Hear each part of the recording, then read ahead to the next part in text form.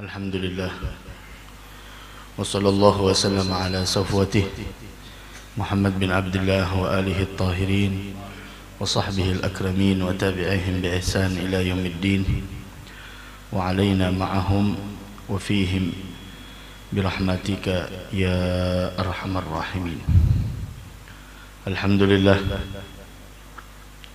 kita bersyukur kehadrat Allah subhanahu wa ta'ala atas nikmat yang Allah berikan kepada kita, karunia yang Allah limpahkan kepada kita, sehingga di malam hari yang mulia ini, di malam Senin, malam yang dipilih oleh Allah subhanahu wa ta'ala untuk menjadi malam yang mana dilahirkan di dalamnya manusia termulia, yaitu Nabi kita Muhammad sallallahu alaihi wasallam.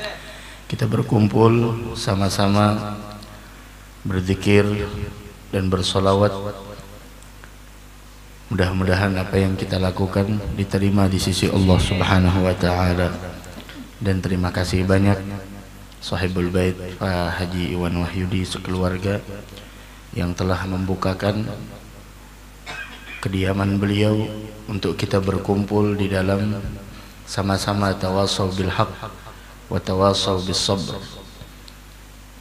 yang mana dua perkara itu adalah salah satu dari 4 pengecualian yang mereka tidak akan mendapatkan kerugian, sebagaimana firman Allah subhanahu wa ta'ala, wal asri innal insana lafi khusr illa alladhina amanu wa amilus salihat wa tawasau bil haq wa tawasau bis sabr. Demi masa sesungguhnya manusia itu lafi khusr, dalam kerugian. Semua manusia dia mendapatkan kerugian. Akan tetapi ada beberapa golongan manusia yang mereka dikeluarkan dari orang-orang yang rugi. Illal ladzina amanu, melainkan orang yang beriman, wa amilus salihat, dan orang yang membekali hidup dengan amal saleh, wa tawasau bil haq wa tawasau bis sabr, dan orang-orang yang saling memberikan nasihat, memberikan wasiat dengan kebenaran dan kesabaran. Mudah-mudahan kita termasuk orang-orang yang dikeluarkan dari kerugian tersebut insyaallah. Amin amin ya rabbal alamin. Karena ketahuilah, diceritakan bahwasanya pernah suatu hari Nabi kita Muhammad sallallahu alaihi wasallam ketika beliau berjalan bersama Sayyidina Abu Bakr As-Siddiq radhiyallahu taala anhu wa ardhah, dan juga Sayyidina Umar radhiyallahu anhu. Ketika beliau berjalan bertiga, beliau mendengar doa yang mana beliau tidak tahu siapa yang memanjatkan doa tersebut. Kemudian Rasul mengatakan, man hadza, siapa orang itu? Kemudian Rasul mengatakan, sal tu'tah, mintalah, permintaanmu pasti diberi oleh Allah. Maka Sayyidina Abu Bakar dan Sayyidina Umar yang mengetahui siapa yang memanjatkan doa tersebut, langsung setelah mereka berpisah dari Nabi Muhammad, mereka langsung mendatangi orang itu. Ternyata orang itu adalah Abdullah bin Mas'ud radhiyallahu taala anhu wa ardhah, yang mana Abdullah bin Mas'ud adalah orang yang senantiasa melayani Nabi kita Muhammad sallallahu alaihi wasallam. Beliau ikut hijrah ke Habasyah, dan beliau juga menyaksikan, mengikuti perang Badar dan perang-perang yang lainnya bersama Nabi Muhammad. Dan beliau adalah orang yang sangat memperhatikan keperluannya Nabi Muhammad, seperti siwaknya, seperti tempat wudunya, seperti keperluan beliau dalam perjalanan, sampai bahwasanya beliau Abdullah bin Mas'ud adalah orang yang paling wangi aromanya. orang yang paling rapi pakaiannya. Ditanya kenapa beliau melakukan seperti itu, beliau mengatakan, saya memakai pakaian yang paling rapi, kemudian saya mengambil wewangian yang paling wangi, semua itu semata-mata mengagungkan Nabi Muhammad sallallahu alaihi wasallam. Kita juga harusnya seperti itu. Baca maulid, ingin menghadiri suatu majelis, semuanya harus pakai adab.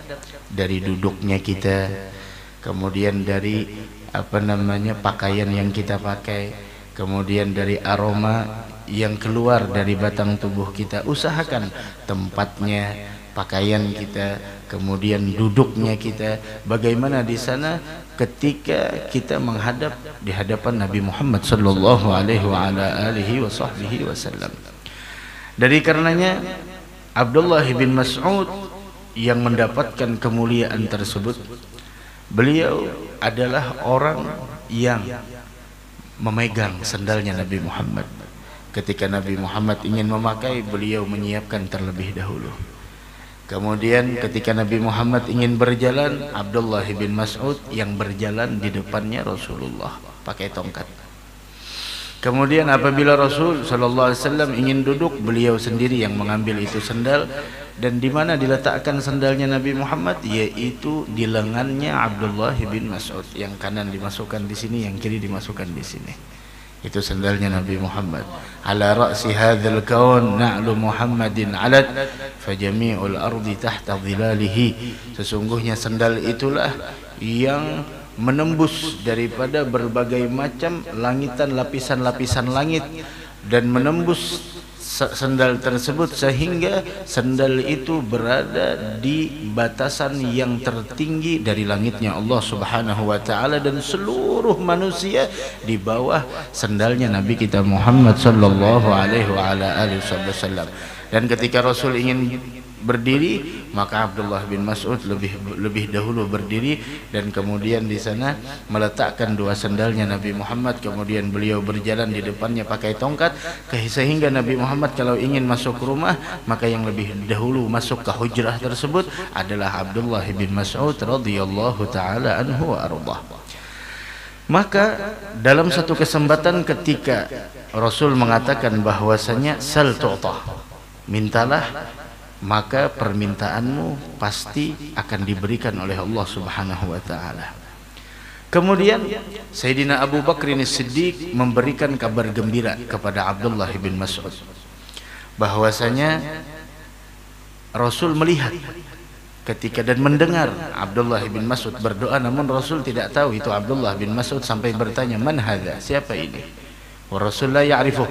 Rasul pada saat itu tidak terlalu fokus, akan tetapi mendengar doanya. Maka Abdullah bin Mas'ud ketika mendengar kabar gembira dari Sayyidina Abu Bakar, maka beliau mengatakan doa apa yang beliau pinta.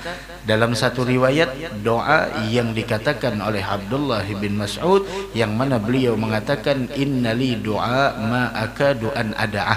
Saya punya doa yang hampir-hampir tidak pernah saya tinggalkan. Ini doa. Ini doa beliau rutinkan. Beliau baca di setiap saat, beliau baca dalam setiap kesempatan ketika berdoa kepada Allah. Yang pertama, Allahumma inni as'aluka imanan la yartad. Satu. Beliau meminta kepada Allah agar hidup di dunia ini senantiasa dibekali dengan iman yang tidak membawa beliau kepada kemurtatan. Berapa banyak orang di akhir zaman yang Masya Allah hidupnya dalam keadaan beriman, namun sebelum meninggal dunia imannya melayang. Dan ini yang dikhawatirkan, dan ini yang dicemaskan oleh para nabi-nabi yang terdahulu sampai kepada Nabi kita Muhammad sallallahu alaihi wasallam, sampai kepada generasi sahabat, kemudian generasi tabi'in, kemudian generasi tabi'it tabi'in, sampai kepada kita para ulama-ulama kita. Tidak ada yang mereka cemaskan, tidak ada yang mereka takutkan, tidak ada yang mereka khawatirkan di dalam menjalani hidup ini, melainkan yaitu melayangnya iman yang ada di dalam hati mereka. Cuma itu yang mereka khawatirkan. Bahkan dalam Al-Quran bagaimana Allah menjelaskan, wa ibadur rahman alladzina yamshuna alal ardi hauna. Wa ibadur rahman, hamba Allah yang maha penyayang. Ulama tafsir mengatakan yang dimaksud ibadur rahman afadilul ibad, yaitu hamba-hamba yang istimewa, hamba-hamba yang mulia. Siapa mereka? Alladzina yamshuna 'alal ardi hauna, mereka yang berjalan di atas bumi ini dalam keadaan hina, tidak pernah merasa diri mereka mulia, tidak pernah merasa diri mereka punya kemuliaan dan keistimewaan. Yamshuna 'alal ardi hauna wa idza khatabahumul jahiluna qalu salama. Apabila orang-orang yang jahil, orang-orang yang bodoh berbicara kepada mereka, mereka tidak pernah menjawab cacian dengan cacian, hinaan dengan hinaan, atau makian dengan makian, akan tetapi yang keluar dari mulut mereka adalah kedamaian, keselamatan, kesejahteraan. Walladzina yabituna lirabbihim sujjadan wa qiyama, mereka habiskan malam-malamnya sujud dan berdiri karena Allah Subhanahu wa taala. Walladzina yabituna lirabbihim sujjadan wa qiyama walladzina yaquluna Rabbana asrif 'anna 'adzab jahannam inna 'adzabaha kana gharama. Mereka bermunajat kepada Allah di dalam setiap sujud dan doanya, yaitu adalah isrif 'anna 'adzab jahannam, palingkan kami semua, jauhkan kami semua dari siksa api neraka jahanam. Tentunya orang-orang yang disiksa di dalam neraka jahanam adalah mereka yang mana wafatnya tidak dalam keadaan membawa iman, wal'iyadzu billah subhanahu wa ta'ala. Dari karena itu, itulah yang dikhawatirkan orang-orang yang mulia. Dari karenanya terus kita meminta kepada Allah dengan doa yang diajarkan di dalam Al-Quran. Rabbana la tuzigh qulubana, ya Allah jangan kau condongkan hatiku pada kesesatan. Karena begitu banyak di luar sana ajaran-ajaran, pemahaman-pemahaman, statement-statement yang membawa kita kepada sebuah penyimpangan, disadari atau tidak disadari. Berapa banyak di sana sebuah ajaran-ajaran yang menjadikan kita berpaling dari ahlil haq, yang membawa kita berpaling dari ahli sunnah wal jamaah, yang berpaling dari ajaran-ajaran leluhur kita. Karena ketahuilah, yang paling membahagiakan leluhur kita adalah ketika kita berjalan di jalannya mereka. Bukan hanya kita bisa membanggakan mereka bahwasanya kita punya leluhur ini, itu bagus. Kita punya leluhur artinya kita punya tangga untuk mencapai seperti apa yang mereka capai. Namun ketahuilah, semua itu tidak hanya cukup di sana. Harus dibekali dengan apa yang telah mereka ambil bekalnya. Dari karenanya di antara mereka mengatakan, wahai anakku, ilmu itu indah, tapi lebih indah lagi kalau yang punya ilmu itu engkau. Dan kebodohan itu adalah sesuatu hal yang sangat tidak baik, dan sungguh lebih tidak baik lagi kalau yang tidak berilmu itu adalah engkau. Begitu. Dari karenanya jangan pernah kita itu hanya bisa membanggakan kita orang punya leluhur, tapi haruslah kita menjadi orang-orang yang dibanggakan oleh mereka, dibanggakan dengan ilmu, dibanggakan dengan amal, dibanggakan dengan kita menempuh jalan yang dulunya ditempuh oleh mereka. Karena tidak ada yang menggembirakan mereka. Mereka tidak pernah gembira ketika kita membanggakan mereka. Mereka tidak pernah gembira, mereka itu bukan kebahagiaan dan kegembiraan mereka ketika kita di sana membanggakan, oh saya punya leluhur begini, begini, begini, begini. Itu adalah khair wal barakah, itu kebaikan dan di dalamnya ada berkah. Namun sesuatu yang lebih menggembirakan lagi ketika engkau menempuh jalan mereka. Ketika engkau berbekal dengan apa yang dulunya mereka ambil dari bekal yang ada di dunia ini, itu yang membahagiakan mereka. Al-Habib Ali Al-Habsyi, sahib maulid, beliau mengatakan salah satu yang sangat menggembirakan hati saya, kata beliau, ketika kalian melazimkan jalanku dan jalan leluhur kita semua.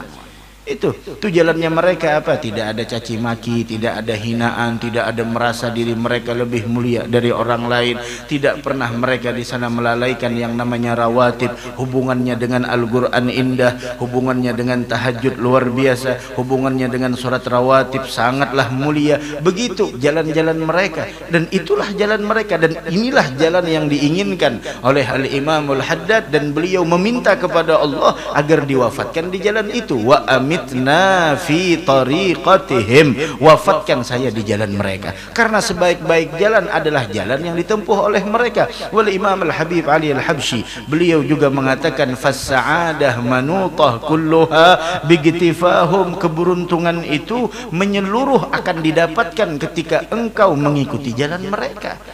Bukan hanya di sana kita membangga-banggakan mereka, kemudian di sana kita merasa termuliakan dengan ini itu dan lain sebagainya. Semuanya harus kita berjalan di jalan mereka. Bukan hanya bisa membanggakan, tapi jadilah orang yang dibanggakan oleh leluhur dan guru-guru kita. Mudah-mudahan kita menjadi orang yang dibanggakan oleh leluhur dan guru-guru kita. Amin ya rabbal alamin. Wa imanan la yartad, keimanan yang tidak mengakibatkan kemurtatan. Hati-hati, karena banyak tuh pekerjaan-pekerjaan atau perbuatan-perbuatan yang mengakibatkan seseorang imannya melayang, yang mengakibatkan seseorang imannya diambil oleh Allah Subhanahu wa taala. Dari karena itu, bagaimana doa yang sering kita dengar bahwasanya Allahumma hyini bil iman wa amitni bil iman wahsyurni fi zumrati ahlil iman. Kita minta hidup dalam keadaan beriman, wafat pun dalam keadaan beriman, dan kita meminta ketika wafat membawa iman. Ada orang yang hidupnya beriman tapi ketika wafat imannya melayang. Ya tentu itu semua ada sebuah perbuatan yang mengakibatkan iman mereka melayang. Di antaranya adalah yaitu menghinakan orang yang dimuliakan oleh Allah, mengagungkan sesuatu yang dihinakan Allah. Karena ketahuilah, mengagungkan sesuatu yang diagungkan oleh Allah seperti syiar-syiar agama Islam itu adalah merupakan bahagian dari ketakwaan hati. Sebagaimana Allah berfirman, "Wa may yu'azzim sya'airallah fa innaha min taqwal qulub." Siapa orang yang mengagungkan syiar-syiar Allah, maka sungguh itu adalah merupakan bahagia dari ketakwaan hati. Dari karena itu salat 5 waktu jangan ditinggalkan, berjamaah diusahakan, salat witir jangan dilalaikan, kemudian rawatib ambil bahagian kita, kemudian Al-Quran ambil bahagian kita di dalamnya, sedekah setiap hari meskipun sedikit jangan sampai terlewatkan setiap harinya, kemudian istighfar kita, salawat kita, kemudian mengkaji ilmu pengetahuan agama, kun aliman au muta'alliman au mustami'an au muhibban wala takun khamisan fatahlik.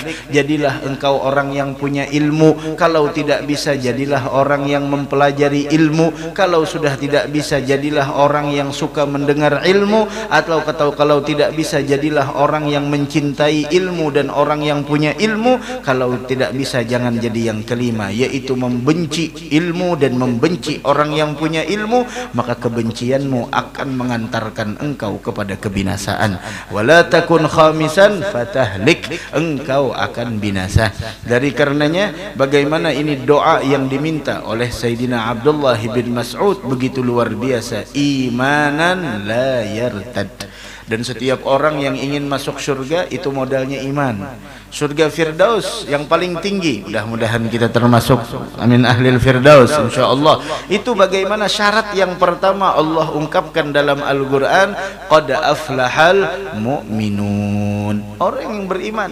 Iman modal utama, alladzina hum fi salatihim khashi'un walladzina hum 'anil lagwi muridun walladzina hum lizzakati fa'ilun walladzina hum li furujihim hafizuna illa 'ala azwajihim aw ma malakat aymanuhum fa innahum ghairu malumin faman ibtagha wara'a dhalika fa ulaika humul 'adun walladzina hum 'ala salawatihim yuhafizun ulaika humul warithuna alladzina yarithuna al-firdausa hum fiha khalidun. Begitu iman yang paling utama, iman yang paling utama di dalam hati. Dari karenanya di antara ketaatan hati sebagaimana yang disebutkan oleh Al-Imam Al-Habib Abdullah bin Husain bin Tahir di dalam kitabnya, bahwasanya di antara ketaatan hati yang paling pertama beliau sebut adalah al-imanu billah wa bi rasulillah wa bima jaa an rasulillah. iman kepada Allah, iman kepada Rasulullah, dan beriman terhadap apa yang telah dibawa oleh Nabi kita Muhammad sallallahu alaihi wasallam. Ada ketaatan yang paling pertama, iman. Dan iman tidak cukup dengan sebuah pernyataan, tidak hanya dengan ucapan. Al-iman qaulun bil lisan wa tasdiqun bil janan wa amalun bil arkan. Iman itu adalah tasdiqun bil janan, yaitu pembenaran dari hati, kemudian dituturkan dengan kata-kata, kemudian yang berikutnya wa amalun bil arkan, dibuktikan dengan perbuatan. Kalau engkau benar-benar beriman kepada Allah, mana buktinya? Sebagaimana yang diceritakan, bagaimana ketika Nabi kita Muhammad sallallahu alaihi wasallam ketika bertemu dengan Harithah. Ketika itu Rasul bertanya kepada Harithah, "Kaifa asbahta ya Harithah?" Bagaimana keadaan engkau di pagi hari ini wahai Harithah?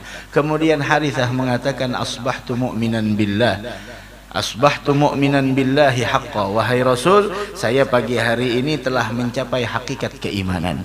Padahal Harithah baru, Masya Allah, umurnya masih muda, belum sampai 20, sampai berani mengatakan itu di hadapan Nabi kita Muhammad. Kemudian Rasul bertanya, "Wa ma haqiqatu imanik?" Hakikat keimanan engkau apa? Iman bukan hanya di mulut, iman bukan hanya sebuah pernyataan kita beriman, tapi hakikatnya iman. Hakikatnya iman apa? Beliau ketika ditanya seperti itu, maka Harithah menjawab bahwasanya azafat nafsi anid dunya fastawa indi dhahabuha wa madaruha. Wahai Rasul, tanda saya telah mencapai hakikat keimanan, maka yaitu yang pertama adalah azafat nafsi anid dunya, bahwasanya kecintaan dunia telah luntur dari diri saya, sehingga bagi saya kerikil, batu kerikil dengan emas yang berkilau itu sama bagi saya, tidak ada nilainya, maksudnya tidak ada nilainya di sisi saya. Fastawa indi dhahabuha wa madaruha. Kemudian beliau mengatakan, wa ka'anni bi arsy rabbi bariza, seakan saya melihat arasy-Nya Allah di depan mata saya. Wa bi ahlil jannati fil jannati yatana'amun, dan saya melihat seakan-akan saya melihat orang yang ada di dalam surga, mereka sedang berada di dalam nikmat, dan mereka yang ada di dalam neraka, mereka sedang disiksa oleh Allah Subhanahu wa taala. Kemudian setelah beliau mengatakan itu semua, apa kata Nabi? Nabi mengatakan, abdun nawwarallahu qalbah arafta falzam, seorang hamba yang telah diberikan cahaya hatinya oleh Allah, kau telah mengenalnya, maka lazimkan itu semua. Kemudian Sayyidina Harithah hanya satu permintaannya kepada Nabi, yaitu adalah agar beliau wafat dalam memperjuangkan agamanya Allah, sehingga beliau termasuk orang yang wafat dalam peperangan Badar kalau tidak salah, dan beliau adalah orang yang mendapatkan di sana surga Firdaus yang tertinggi dari Allah Subhanahu wa taala. Wa hakadzal iman, seperti itulah iman menjadikan seseorang untuk lebih mencintai akhirat daripada dunia. Itulah iman. Kemudian permintaan yang berikutnya, wa na'iman la yanfat. Beliau meminta kepada Allah Subhanahu wa taala, yaitu adalah permintaan yang luar biasa. Apa itu? Kenikmatan yang tidak pernah habis. Kenikmatan yang tidak pernah habis, tidak pernah terhenti. Nikmat-nikmat, dan ketahuilah nikmat yang sebenarnya adalah ketika kita senantiasa berada di jalannya Nabi besar Muhammad sallallahu alaihi wasallam. Kenikmatan yang tidak pernah habis, kenikmatan yang tidak pernah habis, itu yang ada syukur. Syukur itu adalah saydul mawjud, mengikat nikmat yang masih ada. Itu syukur. Itu keutamaan syukur, yaitu mengikat nikmat yang ada dalam diri, nikmat sehat, nikmat umur, nikmat yang lain-lainnya. Kalau ingin nikmat itu terus ada di dalam diri kita, maka cara mengikatnya dengan apa? Dengan tali syukur. Qaidul mawjud, yaitu mengikat nikmat yang ada, wasaidul mafqud. Kemudian syukur itu, manfaat syukur di samping qaidul mawjud, yaitu mengikat nikmat yang ada, begitu juga wasaidul mafqud, yaitu memancing, mengundang nikmat-nikmat yang masih belum kita miliki. Dari karenanya Allah berfirman dalam Al-Qur'an, wa idz ta'adzana rabbukum la in syakartum la azidannakum wa la in kafartum inna adzabi lasyadid. Dan doa yang diajarkan oleh Nabi setelah selesai salat, Allahumma a'inni ala dzikrik wa syukrika wa husni ibadatik. Wahakala. Wa guru mulia Al-Habib Umar mendefinisikan tentang syukur. Beliau mengatakan bahwasanya ta'riful qalbi bin ni'mah, i'tiraful qalbi bin ni'mah, i'tiraful qalbi bin ni'mah wa ittisaful badan bil khidmah. Ada guru mulia Al-Habib Umar mengatakan, mendefinisikan tentang syukur, i'tiraful qalbi bin ni'mah, hati yang mengakui ini nikmat sumbernya adalah dari Allah. Apapun nikmat yang ada di dalam diri kita, Allahumma ma amsa bi min ni'matin aw bi ahadin min khalqik faminka wahdaka la syarika lak falakal hamdu wa lakas syukru ala dzalik. Siapa orang yang membaca itu setiap sore atau pagi hari yang ada di dalam Wirdul Latif, maka dia telah menunaikan syukur di harinya tersebut. Begitu.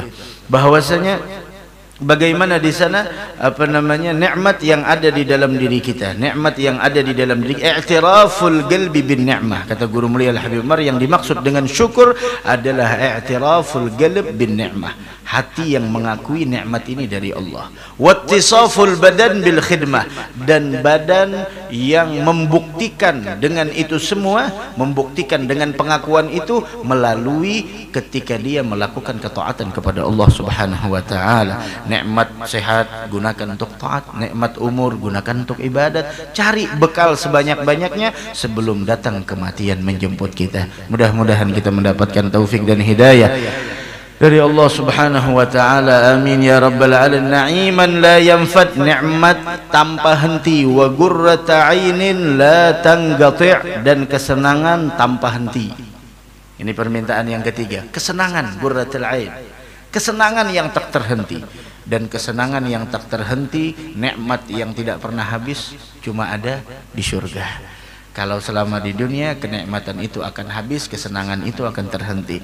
Tapi nikmat yang abadi, sarmadi, selamanya dan kekal, hanyalah ada di dalam surga.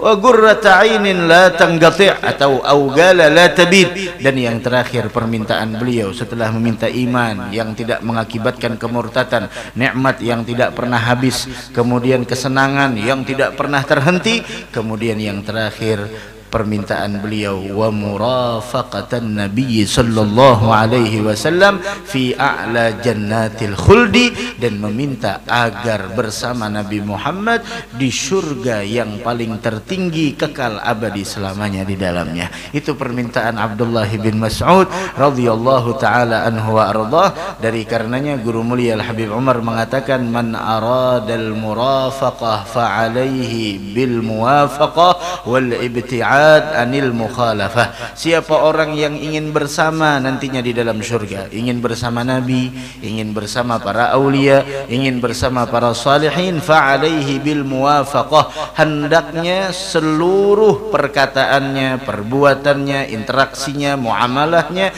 sesuai dengan orang yang dia inginkan kebersamaannya besok di dalam surga. Ingin bersama Nabi Muhammad, bagaimana perkataan Nabi Muhammad, bagaimana penyampaian Nabi Muhammad, bagaimana interaksi Nabi Muhammad, bagaimana sikapnya beliau, bagaimana perkataannya beliau. La yaqulu wa la yaf'alu illa ma'rufa, lahul khuluqus sahl wal lafzul muhtawi 'alal ma'nal jazl, idza da'ahu al miskinu ajabahu ijabatan muajjalah. Wa hakadha an-nabiy sallallahu alaihi wa ala alihi wasallam. Itu jangan sampai kita sia-siakan. Anak-anak muda, anak maulid, jangan sampai disia-siakan malamnya dengan game, nongkrong tidak karuan dan lain sebagainya. Lebih baik bismillah, ahsan lak, lebih baik tidur, lebih baik istirahat sebelum subuh, bangun bismillah. Itulah perjalanan kita untuk menuju kepada Allah Subhanahu wa taala. Jika kita istigamahkan itu semua, maka kita akan mendapatkan, menemukan titik kebahagiaan. Daripada malam-malam kita habis tidak karuan, ihris ala ma yanfa'uk, jaga sesuatu yang bermanfaat buat engkau, jaga sesuatu yang manfaatnya kembali ke dalam diri kita, kembali ke dalam agama kita, kembali ke akhirat kita. Jaga itu semua. Jangan kita sia-siakan malam-malam kita berlalu begitu saja. Jangan kita habiskan hari-hari siang dan malam kita dalam hal yang tidak ada nilainya. Min husni islamil mar'i tarkuhu ma la ya'ni. Tanda bagusnya agama Islam seseorang meninggalkan sesuatu yang tidak bermanfaat. Yang tidak bermanfaat tinggalkan. Sesuatu yang tidak bermanfaat tinggalkan. Jangan pernah kita ikut gabung dengan itu semua. Man aradal murafaqah fa'alaihi bil muwafaqah wal ibti'ad anil mukhalafah. Jauhi sesuatu yang berselisihan dengan mereka. Jauhi sesuatu yang tidak sejalan dengan mereka. Sesuatu yang tidak sejalan jauhi. Sesuatu yang tidak ada di manhaj mereka tinggalkan. Manhajnya jelas, caranya jelas, dan metodenya pun jelas. Tidak ada di sana remang-remang dan tidak ada sesuatu yang tersamarkan. Begitulah di sana jalan mereka. Mudah-mudahan Allah menjadikan kita hamba yang senantiasa berjalan di jalannya orang-orang saleh insyaallah, dan mudah-mudahan kita termasuk orang yang mana di sana rajin menuntut ilmu pengetahuan agama. Karena ketahuilah ilmu itu adalah ilmu yang sebenarnya adalah ilmu yang mendatangkan rasa takut kepada Allah. Sampai Abdullah bin Mas'ud mengatakan laisal ilmu bikathratir riwayah. Ilmu itu bukan banyaknya periwayatan dengan banyaknya koleksi yang kita dapatkan ilmu-ilmu, akan tetapi wa innamal ilmu bil khasyah. Ilmu yang sebenarnya itu adalah ilmu yang mendatangkan rasa takut kepada Allah Subhanahu wa taala. Mudah-mudahan anak-anak kita dan seluruh anak umatnya Nabi Muhammad yang sedang berjuang menuntut ilmu di pondok pesantren, mudah-mudahan dijadikan oleh Allah ilmunya ilmu yang bermanfaat, barakah, dan mudah-mudahan mereka termasuk orang yang menggembirakan hati Nabi Muhammad sallallahu alaihi wasallam. Anak-anak kita dijadikan anak yang saleh dan salihah, bil khusus di sana anak dari sahibul bait. Mudah-mudahan dijadikan anak yang baik, benar-benar berbakti kepada orang tua, anak yang memprioritaskan kebahagiaan dan keinginan orang tuanya. Bil khusus juga anak-anak kita mudah-mudahan jadi anak yang saleh dan salihah, yang sakit mudah-mudahan diangkat penyakitnya oleh Allah.